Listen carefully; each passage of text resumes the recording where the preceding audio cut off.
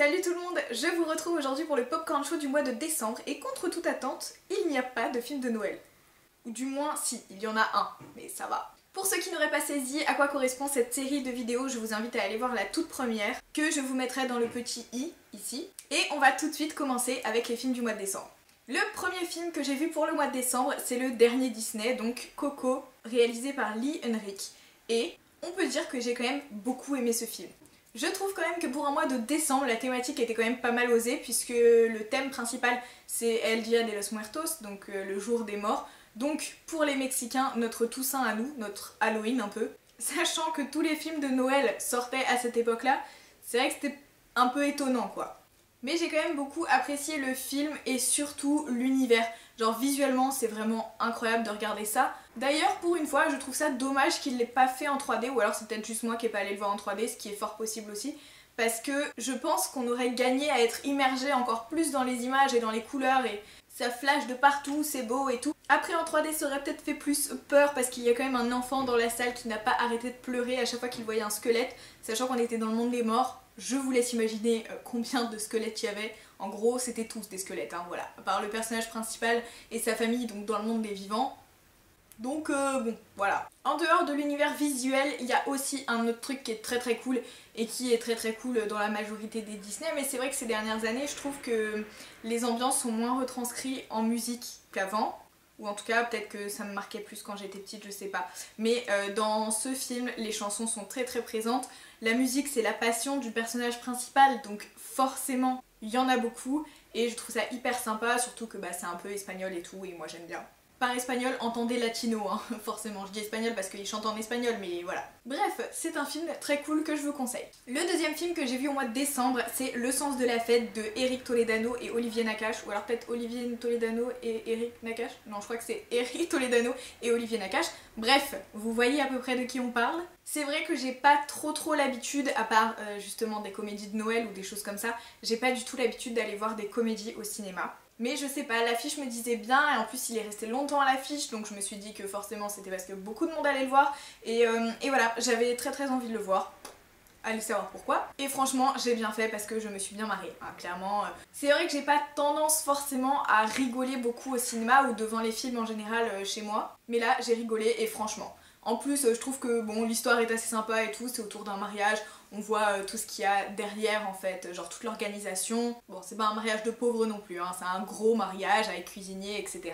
Mais je trouve ça cool, ça change un peu des thématiques qu'on a l'habitude de voir. En fait j'ai l'impression dans les comédies, ça tourne toujours autour d'un couple, enfin vous allez me dire le mariage, c'est autour d'un couple aussi, mais c'est voilà, c'est l'arrière du décor du mariage, on tourne pas du tout autour du couple qui se marie. Et j'ai trouvé ça cool, la réalisation est au rendez-vous et voilà, j'ai ri tout simplement, donc je vous le conseille. Ensuite un film que j'avais vu bien avant le mois de décembre, mais qui est sorti en décembre encore une fois, je crois qu'il est sorti le 20 décembre si je ne me trompe pas, c'est The Florida Project de Sean Baker, qui est en fait un semi-documentaire je dirais, c'est un documentaire fictionnel, fictionnalisé, je sais pas trop comment appeler ça. En gros l'histoire se passe autour de Disney World, donc en Californie, où ils ont construit plein d'hôtels hyper colorés etc, mais qui n'accueillent pas forcément des touristes, qui accueille surtout des gens qui sont en situation précaire et tout ça.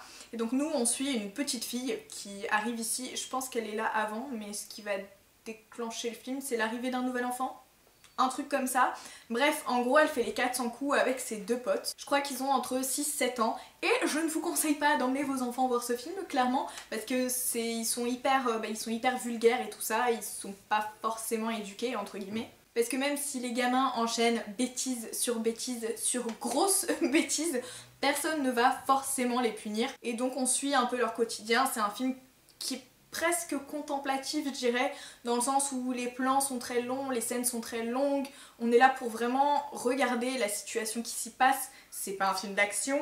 On n'a pas trop d'attentes, pas de problèmes lancés, enfin à part le fait qu'il manque d'argent, il n'y a pas trop de problèmes lancés qui vont se résoudre ou quoi, c'est vraiment un état des lieux de la situation. J'ai énormément aimé ce film, d'une part parce que j'ai adoré l'univers visuel, encore une fois. Toutes les couleurs sont hyper saturées, hyper franches, il y a plein de couleurs différentes. C'est vraiment, on est vraiment dans l'univers de Disney, dans l'univers des enfants, même si la situation est totalement contradictoire avec cette image-là, avec les couchers de soleil. Ça a été pour moi en tout cas hyper agréable à regarder et le propos est hyper intéressant également, même s'il n'y a pas vraiment de conclusion, hein. Mais franchement, je vous le conseille ne serait-ce que par curiosité, parce que je trouve que c'est vraiment un film qui sort de l'ordinaire. Ensuite, j'ai évidemment vu le dernier Star Wars qui se sous-titre Les Derniers Jedi, réalisé par Rian Johnson. Et voilà. Je sais pas trop quoi vous en dire de plus, sachant que je suis pas une fan de la saga, j'ai plutôt tendance à ne pas aimer les films sans les détester pour autant, mais je suis un peu indifférente par rapport à cette saga et je continue à aller le voir parce que ce sont quand même des phénomènes qui engendrent à chaque fois un engouement public, donc enfin voilà, je veux dire, j'ai un passé limité, je peux aller voir les derniers Star Wars, même si j'avais pas vu Rogue One, ceci dit. Mais bon, moi celui-ci, je l'ai pas mal aimé. Je trouve qu'il dénonce très directement certaines choses de notre société, même si, comme on me l'a rappelé en sortant de la salle, c'était quelque chose qui avait toujours été là en fait dans les Star Wars, mais je trouve que celui-ci c'est moins sous-entendu, moins sous-jacent et qu'on est vraiment... Enfin, on peut pas ne pas comprendre en fait ce qu'ils veulent dire, voilà. Donc du coup je pense que je n'ai pas à vous le conseiller ou non, puisque a priori si vous aimez la saga vous êtes déjà allé le voir, si vous ne l'aimez pas vous n'êtes pas allé le voir, et si vous êtes entre les deux vous êtes sûrement allé le voir. Donc voilà, allez-y parce que c'est Star Wars. Avant-dernier film dont je voulais vous parler, mais dernier film que j'ai vu en décembre, c'est Le Crime de l'Orient Express de Kenneth Branagh. Je sais jamais comment on dit GH à la fin des noms anglais, c'est un scandale. Le pitch, je suis pas sûre qu'il faille que je vous le donne puisque c'est une histoire qui est quand même hyper connue. En gros c'est un des Hercule Poirot, donc écrit par Agatha Christie, où il y a un meurtre dans un train et le train ne s'est pas arrêté, donc le suspect est forcément à bord et il se trouve que Hercule Poirot s'est trouvé là à ce moment-là et que du coup il enquête puisque c'est son truc d'enquêter, voilà.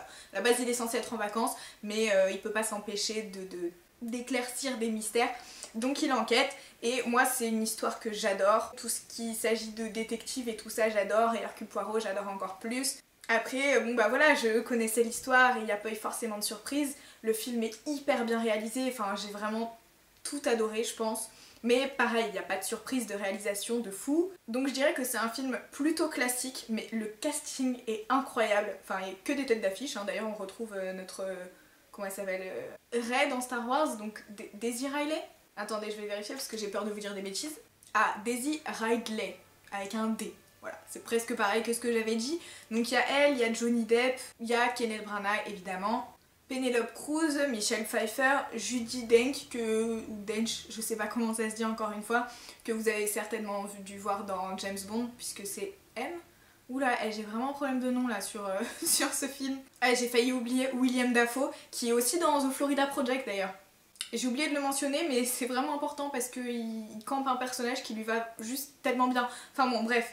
Le crime du casting de L'Orient Express bien sûr, le casting du crime de L'Orient Express est vraiment top et moi j'adore l'histoire. Si vous adorez les histoires de détectives, je ne peux que vous le conseiller, même si on connaît tous la fin et que c'est un film classique, mais voilà, franchement j'ai adoré et ok, c'était prévisible.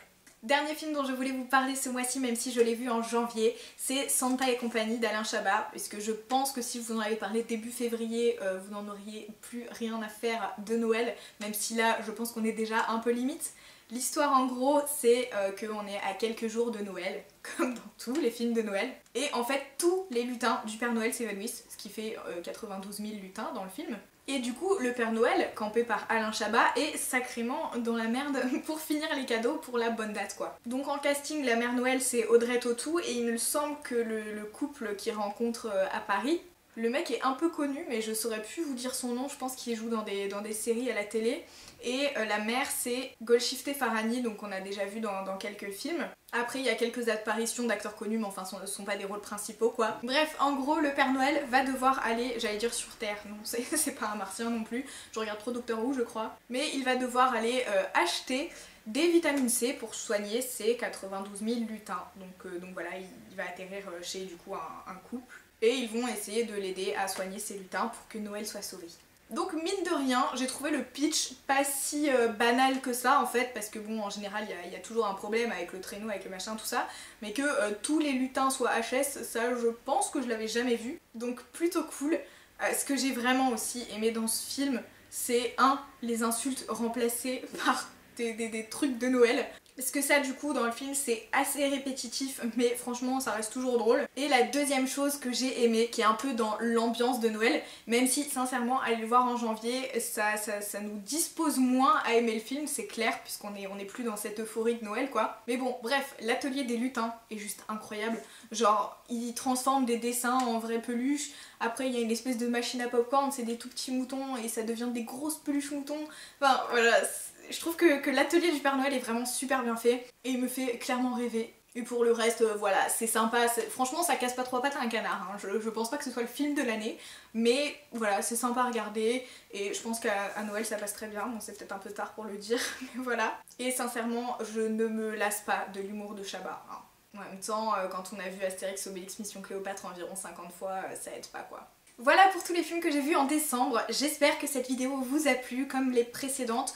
Là comme je commence à avoir plusieurs vidéos du Popcorn Show, je pense que je vais vous créer une playlist, comme ça ce sera plus simple pour vous de les retrouver. N'hésitez pas à me dire dans les commentaires, vous, les films que vous avez vus en décembre ou ceux que vous avez vus début janvier, enfin bref, les derniers films que vous avez vus et s'ils vous ont plu ou non. Sinon, like la vidéo avant de partir et abonne-toi à la chaîne si tu ne veux pas rater le prochain Popcorn Show. Et moi, en attendant la prochaine vidéo, je vous fais des bisous.